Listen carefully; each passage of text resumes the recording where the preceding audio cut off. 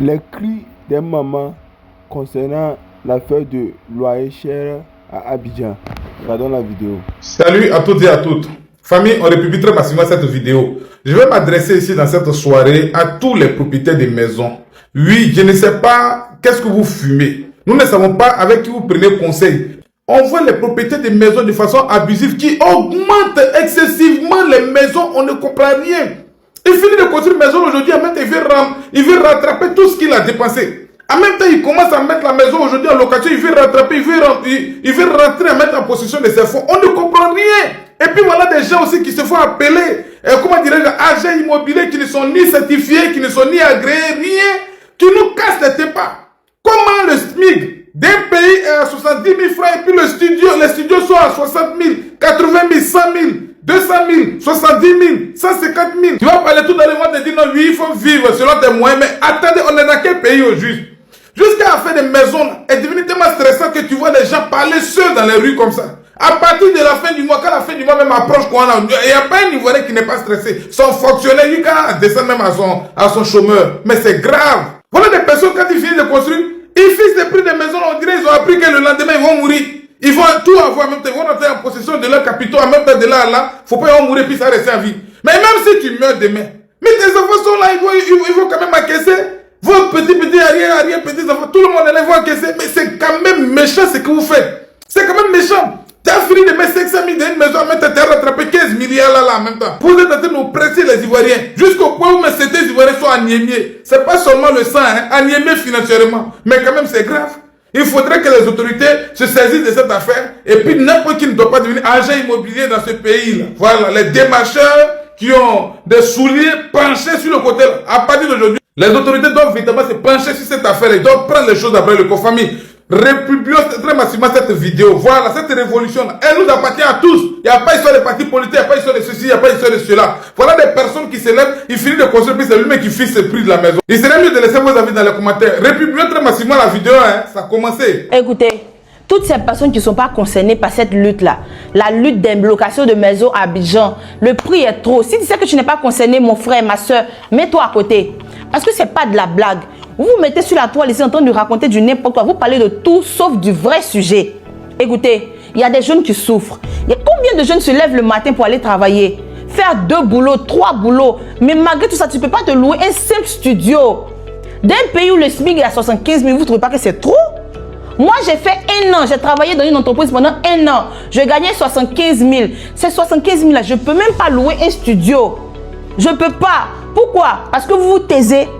Vous vous taisez, vous êtes assis à la maison, vous endossez, vous ne parlez pas de ça. Écoutez, ce n'est pas en vous taisant que ça va changer. Non, ce n'est pas en vous taisant que tout va basculer du jour au lendemain. Qui va venir parler de ça si vous ne parlez pas de ça? Étant ivoiriens, c'est nous qui avons la responsabilité, c'est nous qui avons la lourde charge de parler des choses qui ne nous arrangent pas. Chers Ivoiriens, arrêtez avec vos conneries, arrêtez avec les blagues. Quand il y a un sujet très sérieux, mettez-vous tous ensemble. Au point où nous en sommes là, on doit marcher d'un même pas. Vous comprenez? C'est un sujet qui est très sensible et nous devons être tous ensemble, tous unanimes sur ce sujet si nous voulons que nos voix portent. Et le gouvernement, vous êtes là, vous dites que non, le gouvernement n'est pas votre Dieu. Le gouvernement n'est pas notre Dieu. Ce sont des personnes qu'on a estimées capables de pouvoir gérer des problèmes si jamais il y en a. Mais actuellement là, le gouvernement est de vous à moi. Si on ne se lève pas, si on ne milite pas, le gouvernement peut faire quoi? Il va se dire que ça va. C'est à nous de parler. Concernant les histoires des livreurs là, vous avez vu qu'après ils ont lancé un communiqué pour dire que ça va. Qu'est-ce que vous avez fait pour que ça puisse changer? C'est parce que vous avez parlé. Donc parlez. Ne vous asseyez pas. Militez. Faites tout ce que vous pouvez pour que ça change. Cette histoire de ciment, cette histoire de je ne sais pas quoi. Si vous ne parlez pas, qui va faire? Qui va parler? Pardonnez. Marchons tous ensemble. Parlons. Partagez la vidéo. Partagez, commentez. Je ne sais pas, partagez, mais ça doit arriver loin. Le souci avec vous les Ivoiriens, c'est que vous n'aimez pas militer. Ou bien quand vous commencez, vous arrêtez. Mais cette fois-ci-là, je vous assure que si vous arrêtez, ça sera pire. Ça sera pire. Parce que j'ai entendu dire que dans quelques instants, comment on appelle ça? 2 pièces à 200 000. C'est là que ça va chauffer. Vous allez voir que quand on veut se jouer les bêtes sur les réseaux, ça ne paye pas. Donc commentez, partagez et n'oubliez pas, le gouvernement est là pour nous. Le gouvernement est là pour nous aider. Et ce n'est pas notre Dieu. Le gouvernement n'est pas notre Dieu. Donc, c'était un peu ça partagez la vidéo. Parce que vraiment, on en a marre. On en a marre. Les démarcheurs. Bye. Sérieux. C'est un problème très très sérieux. Rendez-vous compte qu'aujourd'hui, un studio ordinaire est devenu maintenant pour des choses 150 000, voire même 300 000. Entre coucher, on dort là, fait 5 000 le loyer. Même une chambre salon, une chambre et salon seulement, tu risques de payer 30 000 même, à la rigueur. Papa, même si qu'on boit, à la maison où on est fait, on n'est pas en sécurité là, si qu'on boit, aujourd'hui même, c'est à 20 000, 15 000. Loyer est devenu cher à Abidjan. Partout où tu vas, maison 200 000, 250 000, 300 000. Le SMIC même ivoirien là, c'est à 75 000. On dit les loyers sont trop chers à Abidjan. Actuellement là, c'est notre seul et unique combat.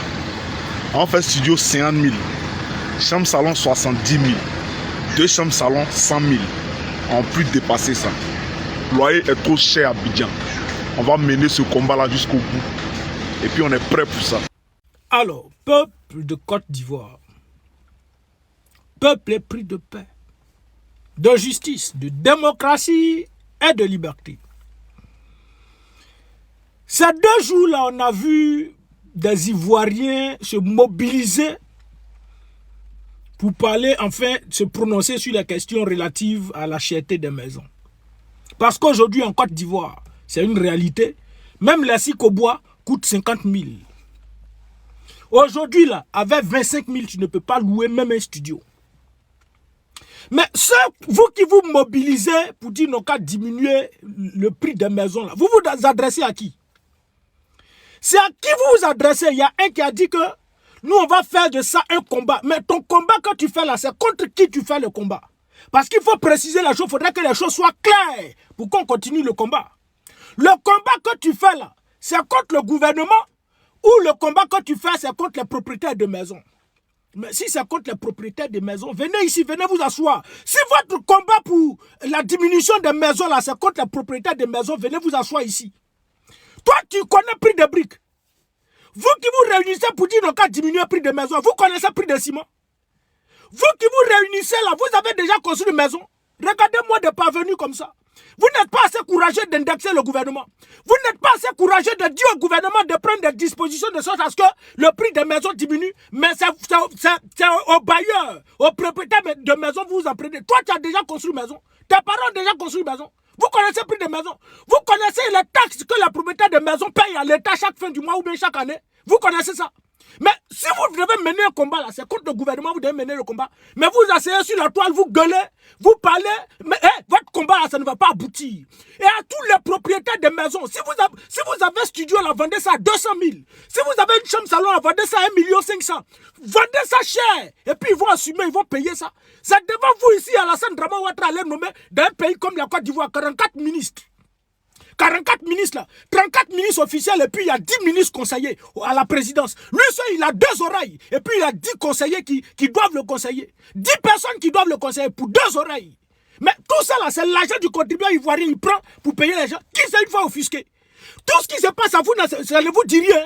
Ce que le gouvernement a fait pour vous asphyxier là, vous, ça ne vous dit rien. Mais vous en prenez aux bailleurs. Mais les bailleurs là, pour aller payer un paquet de ciment là, vous savez combien ça coûte? Vous avez déjà payé terrain en Côte d'Ivoire. Aujourd'hui, pour avoir un terrain là, c'est au moins à partir de 5 millions. Donc quelqu'un n'a qu'à prendre 5 millions pour acheter un terrain. Aller payer un paquet de ciment à 10 000, allez payer tant, main-d'œuvre pour finir de construire sa maison, il va venir déposer. Et puis parce que toi, pour toi, la maison est chère, il n'a qu'à venir te donner à 10 000, 4e salon, il n'a qu'à te donner une villa à 5 000. Vous n'avez encore rien vu. N'orientez pas votre combat là où ça doit aller, hein, mais orientez votre combat vers les propriétaires de maison. Vous, les propriétaires de maison, augmentez votre maison là. Vous allez payer ça, vous allez subir ça. Voici l'élection. Quelqu'un qui a été élu, qui a fait son braquage 2 mois seulement, vous êtes en train de pleurer. Donc la cherté de la vie, c'est maintenant ça a commencé. Le 4e mandat, c'est maintenant ça a commencé. Vous allez sentir ça et libérer la vie de tous les propriétaires de maison. Si tu es trop fragile, là, va payer terrain, va payer ciment, va construire toi-même ta maison, puis tu dors dedans. Foutez la paix aux gens. Si vous n'êtes pas assez courageux, de prendre vos responsabilités, de vous adresser au gouvernement, parler au gouvernement pour dire voici, le SMIC là, c'est à 75 000. Mais même studio, même si qu'on boit, on loue à 50 000. C'est quitter où? Mais adressez vos gouvernements. Les propriétaires de maisons n'ont rien à voir. Le prix auquel on leur vend le ciment, le prix auquel on leur vend le terrain, le prix auquel on leur fixe les taxes de maison chaque année qu'ils doivent payer là, c'est en fonction de ce prix qu'ils fixent le prix des maisons. Si vous êtes trop fâché, dites à vos parents. Si vous êtes trop fâché, vous-même allez payer terrain, construisez une maison puis dormez dedans. C'est pas donc qui a dit un Ivoirien toi. Maintenant vous êtes en train de pleurer sur la toile là, c'est quoi? Nous, on vous a dit ici que la politique, là, c'est dans tous les systèmes, dans tous les domaines de nos vies. La vie en elle-même, c'est la politique. Vous avez dit que vous êtes la politique. Non? Foutez la paix là-bas. Loyer cher en Côte d'Ivoire. Comme un peu d'Afrique, je voudrais me prononcer un peu sur cette question de loyer cher dans notre pays, la Côte d'Ivoire. Frère, votre combat, il est noble. Il dit, à 2000%, votre combat, il est noble. Je le soutiens à 2000%. Même si les gens diront que oui, toi tu n'es pas ici, tu es en exil, en notre tabou dedans. Mais c'est un combat qui est noble. Mais, chers camarades, il y a la manière de mener le combat qui ne me sied pas trop. Il y a certaines personnes qui sont dans le combat, qui critiquent, qui dénoncent, mais qui en même temps appellent à l'aide, à venir les sauver, à venir diminuer le coût des loyers. Et ils attaquent exclusivement les propriétaires de maisons. En réalité, les gens font un peu fausse route à ce niveau-là. Il faut recadrer les choses. Je prends un exemple. Voici Assetou qui est dans sa cour. Son mari est décédé. Il lui a laissé une cour. Quand elle encaisse cette cour-là, chaque fin du mois, elle peut se retrouver avec 250 000 francs. Prenez un exemple, son mari est décédé en 2012. Et puis c'est ce qu'elle prend pour s'occuper de Mohamed, est-ce qu'elle prend pour s'occuper de Karim, est-ce qu'elle prend pour s'occuper d'Abiba. Elle paye leur scolarité avec l'argent, d'accord, de cette cour-là. Naturellement, l'argent de loyer de cette cour. Et puis en 2014-2015, le sac de riz qui était à 15 000 francs monte à 25 000 francs. Le bidon d'huile qui était à 1 000 francs monte à 2 000 francs. Le cube magique qui était à 25 francs est maintenant à 50 francs. Le piment, on n'en parle pas, le sel, on n'en parle pas. Tout a augmenté. Et en plus, on vient la charger avec des taxes d'habitation. On vient la charger avec des impôts fonciers. Et c'est avec les 250 000 francs là qu'elle doit prendre pour gérer, pour couvrir toutes ces dépenses. Frère, de vous à moi, est-ce qu'il y avait bien? Est-ce que ça peut aller? Assetou sera obligé, à son corps défendant, malgré elle-même, d'augmenter le coût de son loyer. Ça, il faut reconnaître ça. D'accord? Donc, le problème se situe où? Le problème se situe au niveau du coût de la vie. Les denrées alimentaires les plus consommées en Côte d'Ivoire sont chères.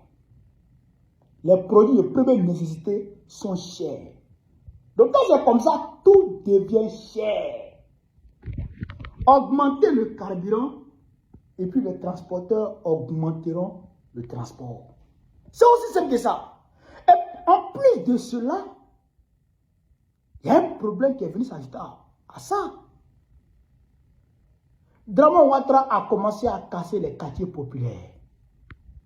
Mais quand les quartiers populaires sont cassés, et qu'il y a des milliers de familles dans la rue, mais ces milliers de familles n'iront pas au village. Puisqu'il y a certains qui n'ont même plus de village, qui ne vont plus au village. Il y a longtemps, ils ne vont plus au village, donc ils n'ont plus de village. Et ils ne peuvent pas aller avec la honte au village. Donc, ils vont forcément chercher maison dans Abidjan. Là.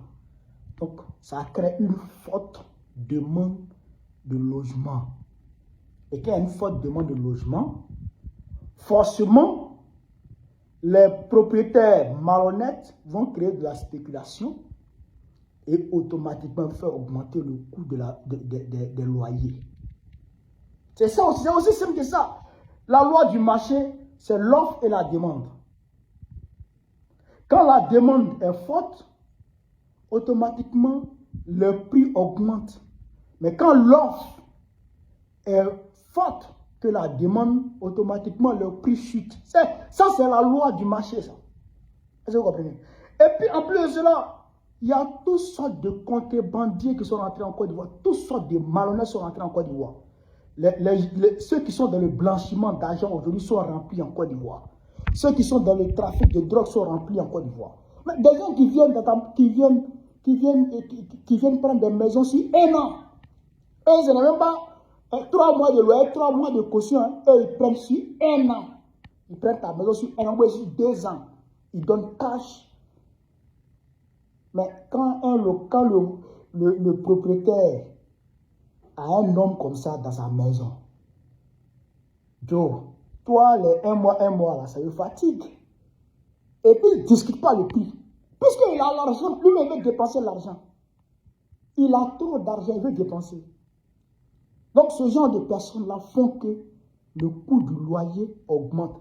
Le prix du terrain augmente. Il y a des gens qui veulent blanchir leur argent en Côte d'Ivoire. Aujourd'hui, tu ne peux même pas payer le terrain à Abidjan. Parce que les gens, ils viennent payer des terrains. Ils ne discutent même pas les prix. Tellement que les jeteurs là-bas, ils sont pressés de blanchir leur argent. Donc, il y a cet aspect-là aussi qu'il faut voir. Est-ce que vous comprenez un peu?